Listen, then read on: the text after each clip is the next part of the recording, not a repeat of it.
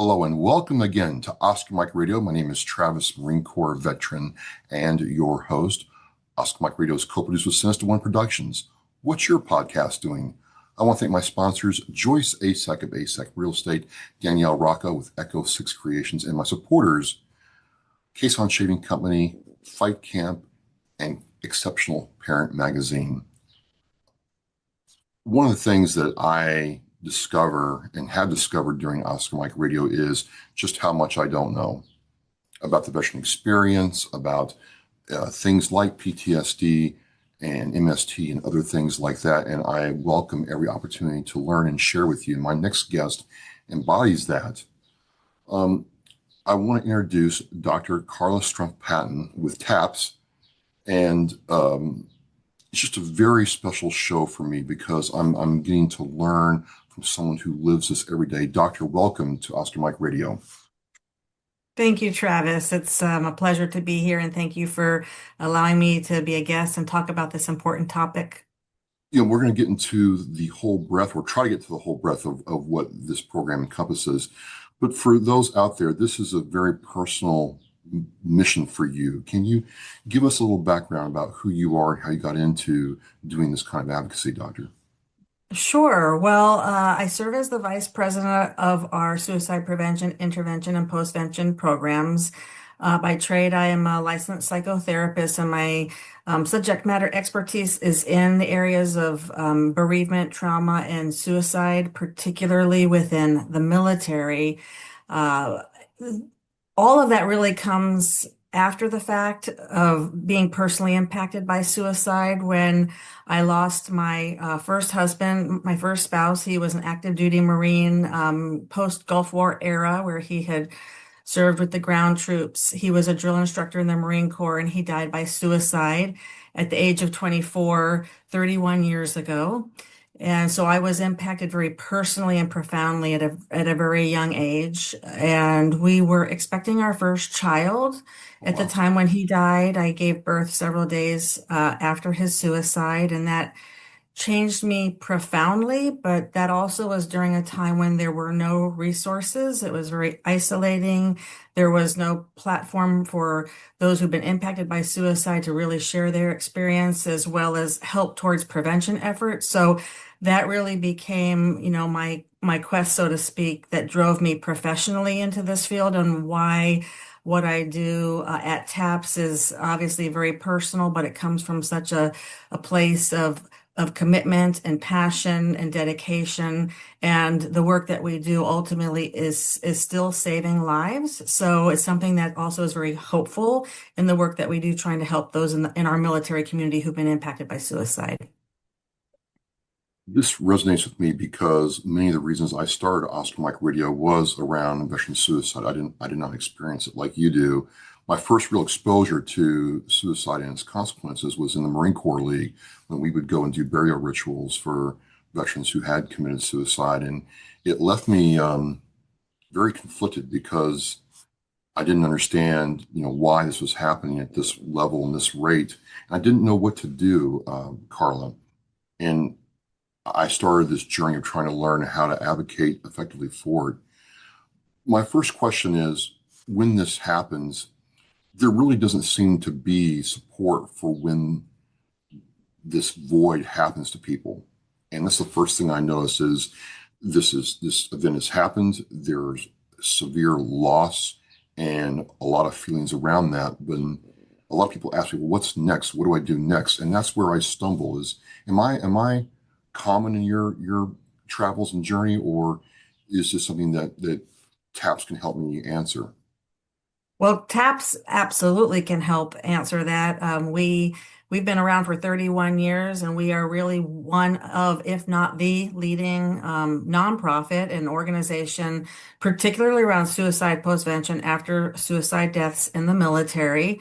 And so we are here and we stand ready to not only support family members, loved ones, next of kin, but battle buddies, comrades, military leaders, because we know that when one person dies by suicide, that a minimum of 135 people are impacted, and that could be very close proximity. That also could be people in the community, in the workplace.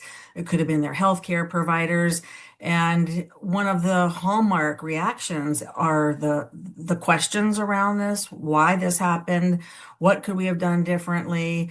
It's really how, those of us who've been impacted by suicide loss, we're left wondering about that. We cannot bring the person back that we love, but it's almost universal that most of us want to learn from that tragedy and in the look back, in hindsight, what could we have done differently? Is there something, to improve the systematic, offerings to help, to encourage people with help seeking behaviors? So there's so many questions around the, if only and would have, could have, should have, why. And the only person who can really tell us that is not here. So, as a community, we're left to try to figure this out more. And sometimes if we don't have those answers, it really does help to connect with resources, kind of consulting with subject matter expertise, maybe making sure that we have correct information. And some of that there's a learning curve, right? So through gaining new information and knowledge and becoming more aware is the first step of that. You're doing that here. We want to try to reduce the stigma around that because it's hard to talk about, and suicide is very complex. It's also, there's no one single answer. People are very individual and very unique. And so each case is very different in itself. And while we know that there are risk factors and warning signs and certain contributing factors, people are also very individualized and very unique. And so it's not something that's easily explained or answered, but there are things that we have learned and that we do know around not just prevention, but kind of upstream, being proactive, preventative measures that can help protect against suicide, that can reduce risk. And a large part of that is the messaging, how we talk about that, how we respond to suicide, and understanding the different facets, whether it's kind of upstream early prevention, if it's intervention kind of in the middle of or the height of a crisis, or perhaps after a suicide attempt, and then after a suicide loss. And these components are all equally critical when we look at protection and risk reduction.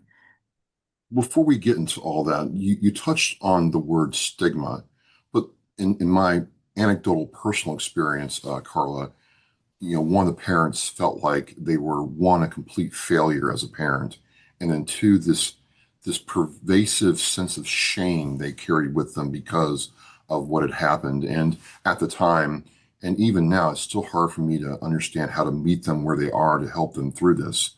Where does this sense of shame come from, and how do we lead someone or help someone through that part of this healing process? Well, I think it's important to address stigma from two perspectives. One, Okay. the stigma around those who are struggling with suicide. So historically, sometimes whether it's stigmatizing language, or judgmental language, things that might be from cultural or religious or kind of ethnic taboos that keep people from either asking for help. It could be the stigma, within our military culture. If I ask for help, I might be viewed as weak, or less than, which is, it's completely the opposite. When asking for courage and seeking help, or asking for the help, is courageous, right? It's difficult to do that.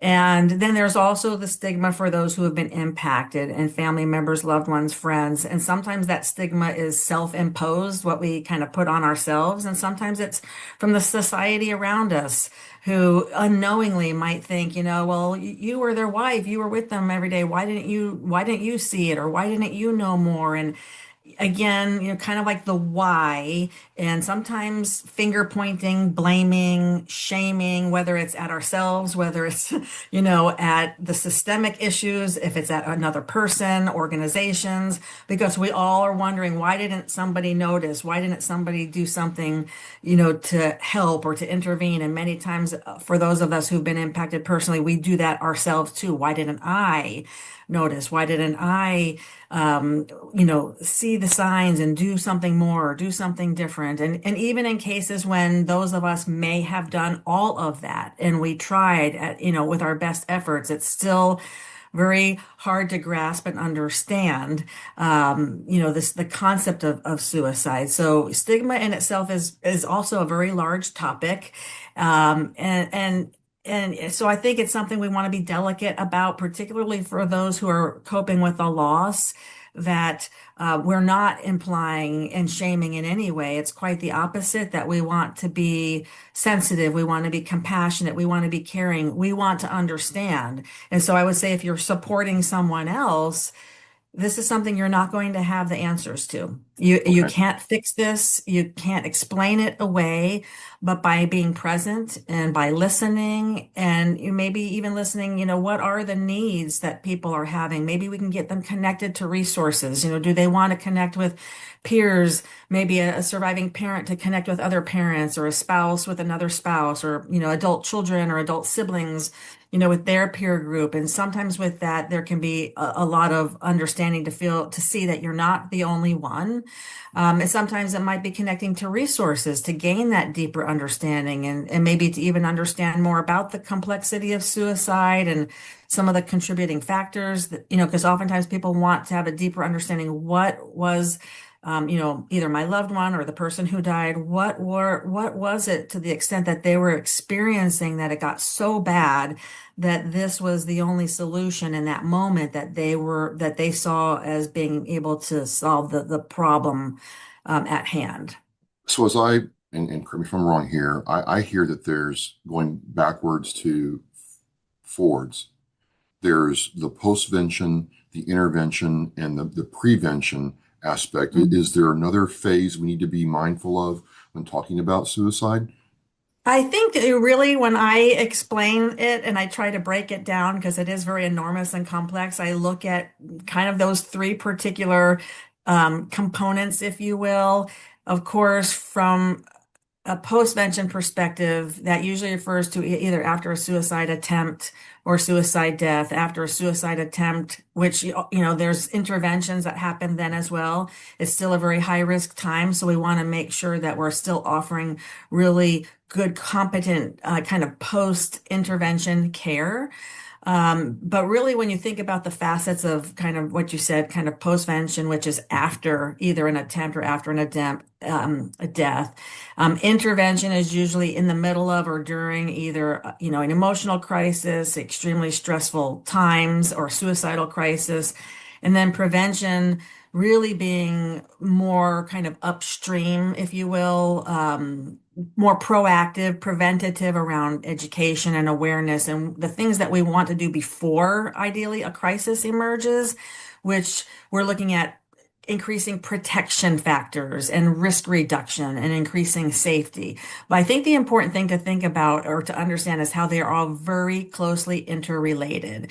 And so many times people might view postvention after a suicide death as grief and loss support, which it is. However, it's much more expansive than that. And so if I could kind of convey a message, we lead with how postvention has to be incorporated into any suicide prevention strategy, because how we respond after a suicide loss, with the services, the care, the outreach, the support, is critical for future prevention efforts. And I'll explain why, because we know those who've been impacted by a suicide death are at increased risk now themselves for either mental health issues, substance use and abuse issues, suicide thoughts and suicide behaviors, particularly around the fact that the loss is very traumatic in many cases, unexpected. It can be very graphic in detail.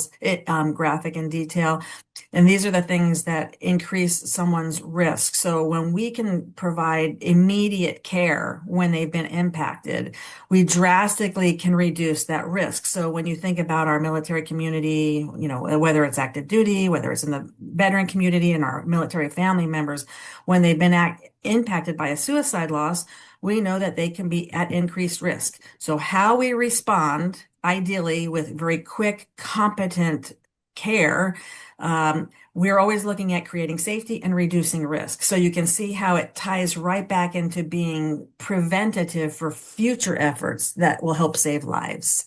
I wanted to bounce something off of you in this vein then, because I'm not a clinician, I'm not a licensed social worker, I'm not. But I play video games. I'll admit that freely, and I'm playing either Destiny or Call of Duty with my buddies, and we're sitting around talking one night, and it's like, one of them said, "Hey, I used to feel lonely until I picked up my controller again and started being around you all, and that got me down this little rabbit hole." And there's a VA report, and I'll share it with you after the show. I'll email it to you if you want to see it, but it talks about how loneliness and suicide are related.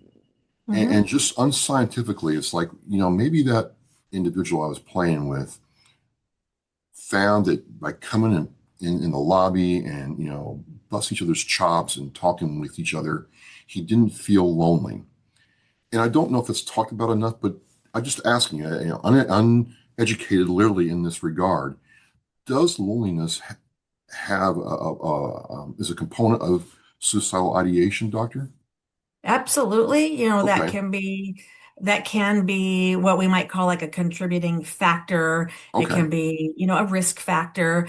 And when we kind of look at that a little bit more in depth, let's think about that for a minute. We know that kind of either social isolation or just a sense of loneliness, maybe loss of community, loss of connection, where somebody is feeling this lack of belongingness, a lack of connection. We know that is a key contributor in risk for suicide.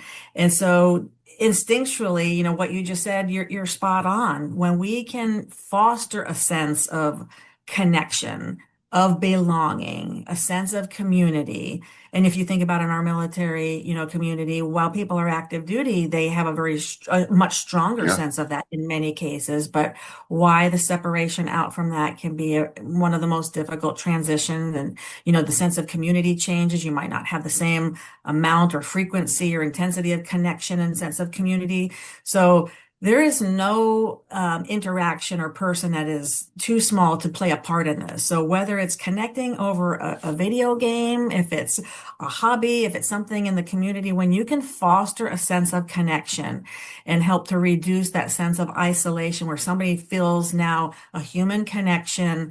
You might not even be talking about, the word suicide per se, but you're helping to foster that sense of connection. We know that that can be a protective factor, something that can reduce risk. And so for the person who might be struggling with suicide thoughts, or maybe not yet, but still feeling a sense of kind of isolation and loss of connection, that can be a tremendous help. And I would say the same could kind of transfer over when you think about those in the what we would call either survivor community or suicide loss survivors, those who bereaved by suicide. That same sense of isolation can still feel very lonely, very debilitating, kind of like this dark pathway, because how am I going to get through this? I feel like I'm the only one. And I can tell you with my loss, it was very isolating. It was a long time ago, 31 years ago, myself, my family, my husband's family, we all felt that sense of isolation. And, that was at a time when the military did not talk about suicide. It was a very different time. So the part that I'm very hopeful about today is that has changed. It has changed tremendously. We're talking about this conversation, and there is countless programs, organizations, podcasts addressing this. There's money going to this. There are positions as suicide prevention coordinators. There are, suicide prevention departments and organizations when that never existed. So the fact that we're talking about it and trying to offer community, the sense of community where people can connect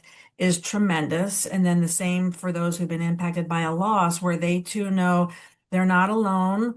There are people who have been through this. It doesn't mean it's going to be easier. It's not going to take the pain of the grief away, but it can be a very helpful aspect to still feel a sense of connection. And I think our military community is a very powerful example of that. Whether people are currently serving or have served or they're military, family members, we do have a very strong sense of community and how we are, that we are there for one another. We have each other's backs. And so I think, we can lead by example with that, with the many programs that are out there and the diversity around that. Maybe video games are not everybody's thing, but maybe they, might connect over sports or other different hobbies, martial arts or whatever it might be, that they have something that is, there's options, right, that can help them to feel the sense of connection about around what works for them. So, talking about TAPS, your organization, 31 years, and you have a very personal but yet professional alignment to the organization. Let's just say I myself or somebody else says, you know what, I'm not in a good place, and they reach out to you all. Describe for us what's the process like to get assistance from TAPS and what that's going to look like for the person involved, please. Sure. If I could take just a minute to kind of explain about how Sure, we sure, absolutely. help others.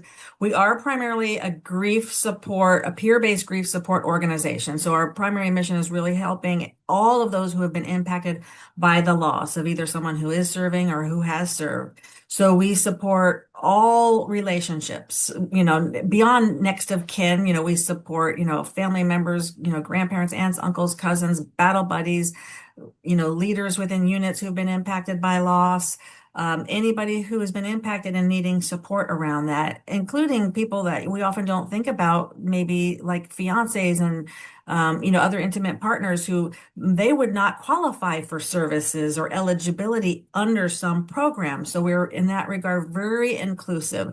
We respond and support around all causes of death, around all branches of service and all eras of service, and all duty statuses. So in that regard, if you have been impacted by a loss in any way or any sense, we are there and we stand ready to help with that. And because over 85% of us who work at TAPS are also loss survivors ourselves, we know as much as anybody the many, the multitude of services and programs and needs that people may be needing. And so we have everything, as you had mentioned, what might that look like? We have a 24/7 helpline where people can call. And so I would say, even if you have not been impacted, but you know somebody who has, you can contact us immediately and we will immediately kind of mobilize our support, our services, our team around either responding to crisis, responding with outreach with peers and assessing what those needs may be. And so whether they, go onto our website and do an inquiry or they call our helpline, we will immediately respond with kind of addressing and meeting those needs of care. So, in a hypothetical situation, if there's been a suicide in the community, if it is somebody within leadership and they contact us, we will support leadership and hopefully get connected to family members and other loved ones. If it is in the community in the same regard, or if it's an individual who needs that care. And so whether it's casework assistance and navigating, funerals and burials and benefits and obtaining paperwork, if it is wanting to connect with others who understand, it could be, in the case with suicide, it could be around housing issues or perhaps maybe biohazard cleanup. If a suicide has occurred in a residence, it might not be safe for people to currently be residing there. And these are some of the very kind of delicate and very unique concerns that we know because we have had those experiences. But when we know what those needs are, we usually have programs and services to help meet those needs. And it could be somebody who's grieving deeply at 2 a.m. and needs to talk. Our helpline stands ready to support with that. If it is somebody who perhaps has not necessarily had a loss, but in the military community, if they contact us, we have strong partnerships in this community within the VA, within the DoD, and within every VSO in between. And so we will always do a very personal, warm handoff. If it is something that we don't have resources or maybe it's beyond our scope, we know other people and organizations who would be able to meet those needs. So we will personally do that warm handoff to make sure that whoever contacts us is getting the support that they are needing. So primarily post-suicide support, but but at all aspects of the suicide, you can either connect somebody with a support system or interface for them to get the help that they need. Yeah, absolutely. It's interesting because I've interviewed some people here on Oscar Mike Radio and talked to them off microphone. Just they didn't want to come on the show at all, and they talk about they serve in the military, and one of their fellow squad mates, sailors, airmen, Marines, committed suicide, and you know 10, 15, 20 years later, that moment in Hmm. their life is still keenly felt. So they can still feel the emotion all that time later. And some people have a hard time with that. Why, beyond the obvious, why does that moment stick in their minds for so long? Because you hear the phrase, time heals all wounds, but that doesn't seem to be the case here, doctor. Well, I think a couple of things. Hopefully I can address all of that. I think in general, we know with grief that's still not necessarily true. Time does give us the opportunity to reflect and have hindsight and to look back and maybe gain deeper understanding, even in our own healing and our own growth. But it really is the work that is done in that time. Kind of what we might call like the grief work, right? Of really being able to process the emotions, connecting to peers, receiving the support, the services that can help. It might be counseling, grief support groups. There's a lot of things involved in that healing. But I think the other thing that what you're touching on that we talk about, particularly with suicide loss, is in addition to grief, there's a very traumatic sense here related to suicide. It could be the direct exposure to suicide. Without elaborating too much, I can use my husband, drill instructor, Sergeant Richard Stumpf. He was a drill instructor at the time at Paris Island when he died by suicide. His suicide was in the workplace. And on that day, there were hundreds of Marines and recruits who were impacted by his loss. There were people who did not know him personally, who were perhaps not grieving, but they were dealing with trauma.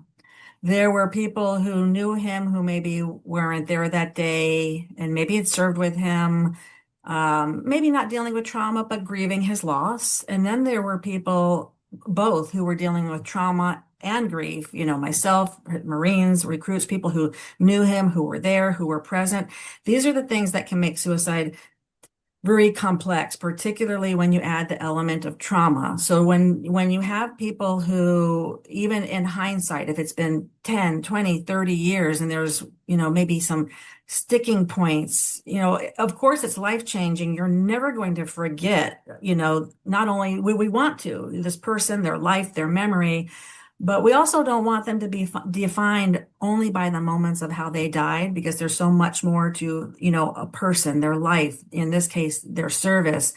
But sometimes it can be so profound, particularly when there's a lot of these unanswered questions, right? Like I still to this day, I wonder like what could have been done? What got to the point where this was the only thing that in their mind that they saw as an option, and I would say for myself personally, maybe naively too. I mean, we were in our very early 20s, again, expecting our first child within days. So for myself, that was one of those things that I really struggled with, because I thought that wouldn't the thought of a new baby within 3 days, wouldn't that be enough to stop somebody? What we would think today as a protective factor. And these are just, an example of many of the questions that we are left with. And I think along the way, if we have support and resources that we can understand around suicide, it helps tremendously. For myself, I did come to understand that suicide in my husband's case, it was not about a lack of love. It was not about not wanting to be a new father, not loving us, or, me loving him. It wasn't about a lack of love. It was about a measure of pain, right? So somebody who is suffering with extreme anguish, psychological pain, maybe physical pain, where in that moment they don't see any other option to escape the pain, right? Or they maybe thought that they are the burden in some way, people would be better off without them, without them being here. And so I think, as you asked that question, when we think about in that circle of people who are impacted, not everybody's always offered support or care. Or maybe they didn't have anybody to kind of process, unpack it, so to speak, talk about like all these complex emotions and questions. And if you don't have peers or somebody to talk about that with, it just kind of stays inside of you. Yeah. Those kind of questions and the things that people really either are stuck on or they kind of revert back to. And it can be debilitating. It can kind of lead to even kind of trauma symptoms. So what I would say around that is it's never too late. Even if it has been decades, it's never too late. And I would validate that too. This was something significant that happened in your life. If it was a loss or a person that you're grieving, and even, in their life and in their death, if it impacted you, it really kind of highlights the need of why it is so helpful to be able to talk about that and process that. And that is a way that then kind of processing those emotions, we can kind of learn and grow rather than feeling like we're stuck. Like I'm still back here, I'm still having the same thoughts, I'm still kind of like spiraling around these thoughts and kind of tormented or haunted by what I should have done or what I wish I would have done, as opposed to maybe learning ways to heal and grow, maybe learn from the tragedy, what we would kind of refer to as post-traumatic growth. I know that's So a big answer, but it's a really good question. no problem, no problem. And we're gonna so listening to you, it seems like TAPS has this, process, if you will, to come in and triage and provide a foundation or stability for the situation, regardless, primarily on postvention or post-intervention, but that's your first and foremost spoke of the wheel. Then you help the person do the grief work, and then listening to you and understanding your life story, there is this aspect of post-traumatic growth.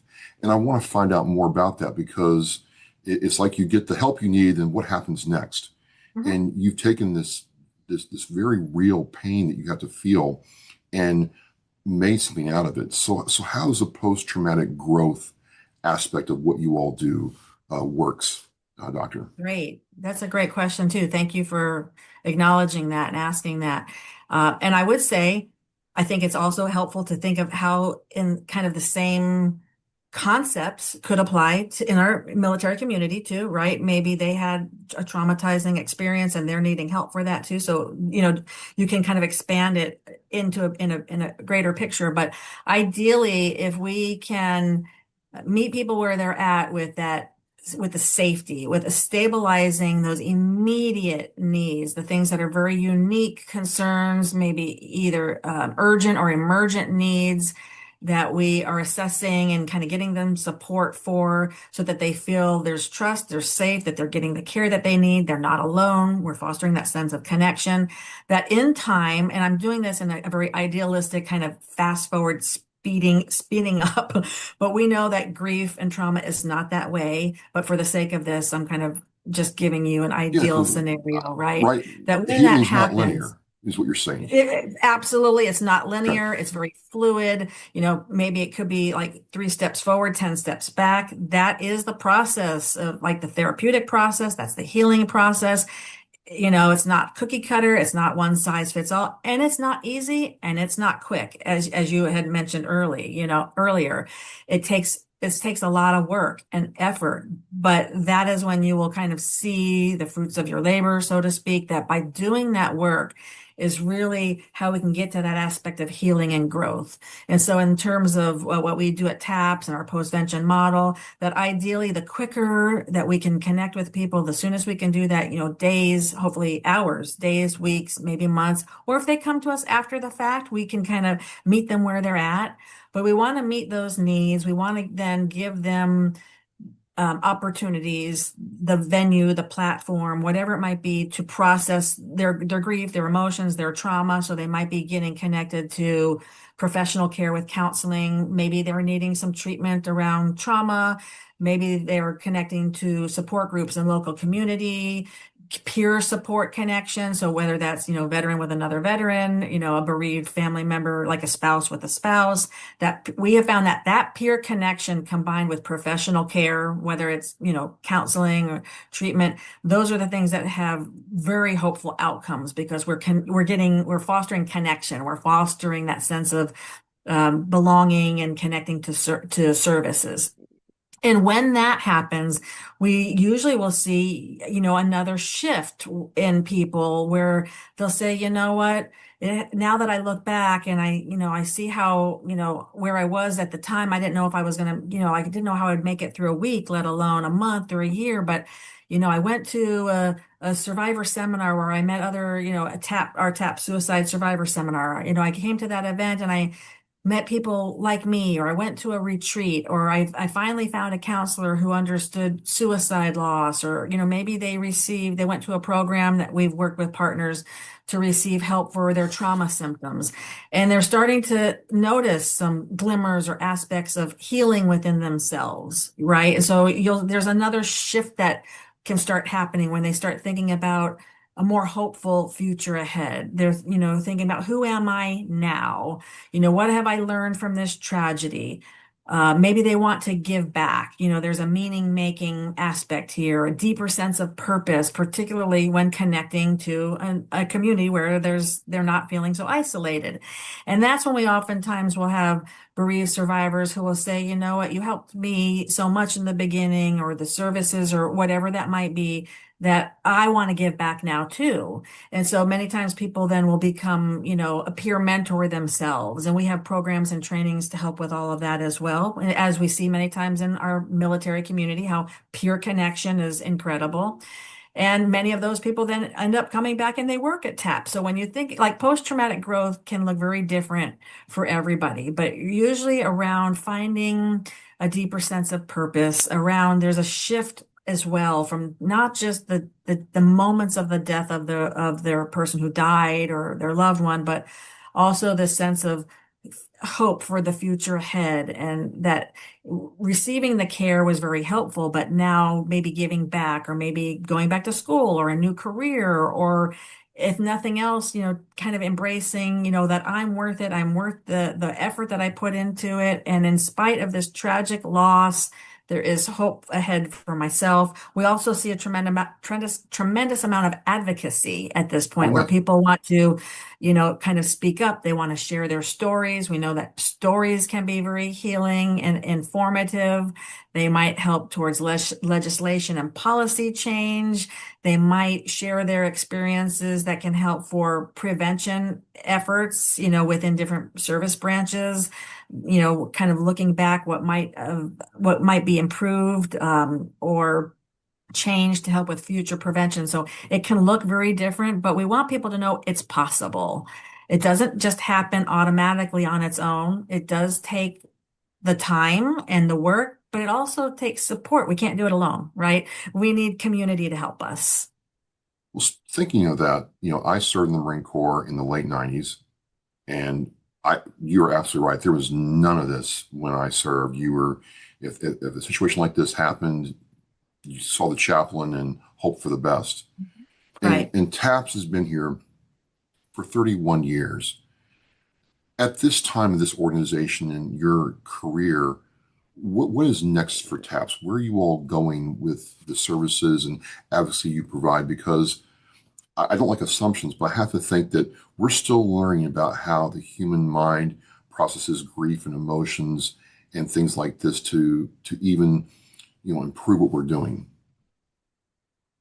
Well, I think, again, there's a lot to reply to that too, right? As Right, far right. as a nonprofit, we're not funded by the government. And so we're constantly, like anybody else, we're having to make sure that we're meeting the demands that are coming to us. And unfortunately, that has not subsided.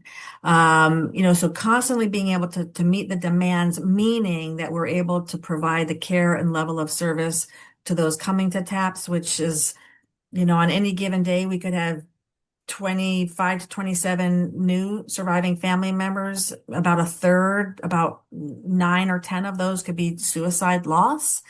So unfortunately, the demand is still there. Loss is universal. We're not going to stop that from happening, but what we can learn about particularly kind of prevention and protection and risk reduction, particularly around suicide, is critical. And as you know, we're talking a lot about suicide loss survivors here, but in general, our bereaved individuals at TAPS who could have other causes of death, whether that is illness, toxic exposure related illnesses and loss, accidents, training incidents, killed in action. Those individuals also could find themselves in need of prevention. They might have times of emotional crisis or needing an intervention. So prevention and intervention is still paramount across the organization. Our helpline is a certified crisis line. Myself and other staff are trained in assist and other, suicide prevention training. So we take that very seriously. So we're always we're listening to those that we serve around the themes and the trends and what's needed. I think, expanding that and going forward, we're wanting to make sure that we're always providing the care to anybody who's impacted, including those within a unit or within leadership. So, we remain vigilant around that. We have, as you know, we have a very comprehensive communications team. So communication and messaging also is imperative, particularly when it comes to mental health, issues around kind of suicide related supports. Communication and messaging and safe and strategic messaging is key when we're looking at reducing risk and reducing stigma. And so working with military leadership and all of the other organizations is a constant, right? Because our military community is vast and there are a lot of unique needs. One thing I think to address your question, which would be unique that I think we have always done, but there's still a great need is addressing the military family and family members. So the family members of a veteran or, active duty, many times there could be multiple service members within a family. It could be, a dual military serving family. There could be family members who are still serving and they may have, grieved somebody who has died or died by suicide. But we also have the spouses and the children of those service members or of those veterans who also could be at increased risk. And one of the things that TAPS does that is very rare with other organizations is we respond to that as well. There are still resources out there to help, but they might be time limited or there might be eligibility criteria with other agencies or organizations. So in the case with suicide risk or in the tragic circumstances, if there is a suicide death of a family member, we need to make sure that we are supporting that service member or that veteran as well. And oftentimes that could be overlooked. And I think that is starting to change. We're starting to hear about the military family members being involved more and more organizations that are meeting that. But I do think it's something to kind of keep an eye on to make sure we're not missing that. You're a nonprofit, so support is needed to do and advocate and help people the way you need to. How can people connect with TAPS, help, provide assistance, and support what you all are doing, Doctor? Sure. Well, our website is a great first stop for that. You can always call our helpline. It's on the website, and I think you probably will post it here, but 1-800-959-TAPS, 8277. But, there are a lot of ways to be involved. First and foremost, if you're somebody who's been impacted by a loss, please don't hesitate. We stand ready to help you with that. We have a tremendous amount of volunteer opportunities. We have, for those who are in the military community, whether they're serving or they've already been separated out, we have a military mentor program where people can become involved and volunteer at our events and mentor a bereaved military child at some of our TAPS events, which is very powerful, kind of reciprocal in the sense that you oftentimes are also helped just by giving back to others. And of course, those who in leadership roles can become involved. And, as far far as supporting and donating, we have that on our website as well. So we invite you in any capacity to be involved and call us or check on our website, and we'll be happy to help guide you through the process. Winding down, Doctor, I kind of want to tilt this back to the personal just for a couple questions. Mhm. You experience this profound sense of loss, very real to you, and then you get involved and start with and work in TAPS. What's it like personally when you get to connect with somebody who's gone through the same thing, you've been through, and they go through the three phases, and then you see them really embrace their Mm. post-traumatic growth and find healing? What's that like for you, Doctor? Sure. Thank you for asking that. You know, I will never forget the feeling that I felt, particularly in those early hours and days and weeks of feeling so isolated and alone and uncertain and scared. And I remember vowing to myself, holding my newborn baby, I'm kind of going back sharing this story, but, not sure. I'm crying. I'm supposed to be embracing new life. The feelings were so conflicting and overwhelming, and I had so many questions, but I remember vowing to myself and to my newborn child that I had to find a way to survive this. And I didn't know how that would look, when that would happen, who would help. But if I could find a way through that in time, I would use my voice and my experiences, as well as my husband, who is not here to speak anymore, to either help those like himself so that lives could be saved, or those like myself who were impacted by that, so that they were not alone. And I really wanted to be a bridge within the military. I wanted to use these tragic circumstances to help, and I didn't know how to do that. And at that time, I was just well, I was going to say a young spouse, but then I was a very young widow. There was no voice at the table for that. No one was going to listen to me. That's really kind of what propelled me more professionally, because I knew I needed the education and the experience to be taken seriously. But that was so profound that I knew I had to dedicate myself to helping others somehow. And when I found my way to TAPS, so this is probably maybe 15 years into my loss, but like, almost 18 years ago, I knew, like, all those years I was trying to find my people, and I finally found a place where I could give back. But when in my role at TAPS, when I'm talking to other new family members, I'm just one of them. I'm Carla. I've had a loss like you too.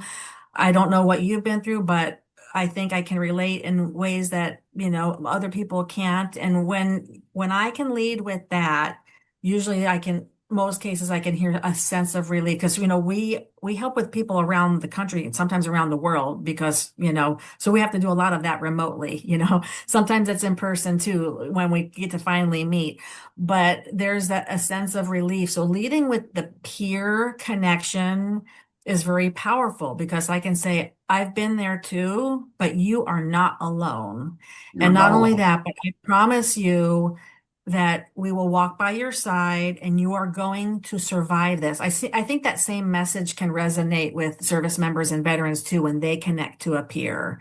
And when you can say that from the heart, with, this altruistic sense that when I say it, I mean it. I've lived it and I know it to be true. I know you can survive. I know it feels like you're the only one, that nobody can understand, that what happened was so complex that nobody's been through it. But I want you to know that you're not the only one, and you can get through this. It's too hard to do alone. And it's hard to trust, because we're vulnerable at that time too. How do we know that you're not going to take advantage of me or hurt me? And we trust our own instincts, And so the part of that is I always continue to learn, which is part of how TAPS has grown. We have learned from the survivors that we help. What do they need? How can we continue to meet those demands around what they're needing? And I don't like to say rewarding, because that sounds kind of selfish, but I would say it's a reminder about I'm where I need to be, and what we do matters. And so when somebody says, like as you shared, like, I I didn't Would it, know if would I it, would would it still be be, here today, would it be, Yeah. just coin a phrase here, but would it be post-traumatic purpose? Well, the purpose is as absolutely a part of that post-traumatic growth, Yeah. having that deep sense of purpose. And it is very fulfilling. It is rewarding from an emotional perspective to feel like it's a renewal of purpose. This reminds me of I'm kind of steadfast, and maybe not everybody's going to take it to that extreme, or they might find their purpose in another sense. But you're absolutely right, because in the depth of grief and tragedy and trauma, you can lose sense of purpose. And so purpose in itself is yet another protective factor. When somebody has that sense of identity, the sense of connection, and a sense of purpose, we know that these things are very hopeful for the future. And so thank you for highlighting that. You're absolutely right. So I think a renewed sense of purpose, and hope, and a reminder, about what we do matters. Last question. I've seen it on the website and socials. Love lives on. I just want you to Mhm. close with what that means to the organization and yourself, as we close out, Doctor. Sure. I think it's important, as I mentioned earlier, that while tragic and filled with heart-wrenching grief, that, our loved one's life is not defined by the moments of how they died. There's a life of service and love, and maybe before either they got sick or before tragedy struck. And so knowing that that lives on, that with grief, that love does not end. And I think that also says something about us as well, that the love for ourselves, the hope for our future can live on too. So I hope that that kind of leads with a sense of hope ahead, that, grief in itself does not stop love, and that can continue with our legacy and our actions. Carla, Dr. Stumpf-Patton, I just want to say thank you for sharing so openly and candidly about this very, real aspect of people's lives. The 22 a day is still there. It hasn't really gone down that much. And there's a lot of uncertainty, a lot of pain, a lot of suffering, a lot of worry during this time. And it's nice to know that TAPS is there. And I've learned so much, and I'll have a place to refer people if they go through this. I just want to thank you again for your time. Yeah, absolutely. Thank you for making the time and space to address this. We want people to know that, in many cases, suicide is not inevitable, that there is help out there. With that help comes hope, and that sharing success stories about getting that help is a tremendous part of the conversation, for hope ahead. So thank you for highlighting that. Again, I am with Dr. Carla Stumpf-Patton from TAPS. My name is Travis with Oscar Mike Radio. This is all about learning how to help each other and help yourself. We appreciate your time. And as we say at Oscar Mike Radio, we're mission in flight. We'll see you next time. Every generation, every sacrifice. Our nation's service members have stood up for our freedom, our families, and our future. Now it's our turn to stand up for them. This year, you can honor their service in a deeply personal way by sponsoring a $17 Veterans Wreath. Each wreath is more than a symbol. It's a heartfelt tribute to the heroes who served and to the families who carry their legacy. Visit wreathsacrossamerica.org to sponsor a wreath today. This isn't just a wreath. It's a personal gift to an American hero.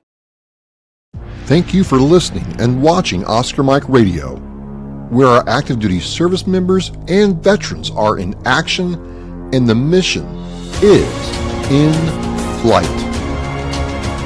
Oscar Mike Radio is an oversized load co-Sinister One production. If you are a veteran or know a veteran who needs help, please dial 988 and press 1 for the Veterans Crisis Line.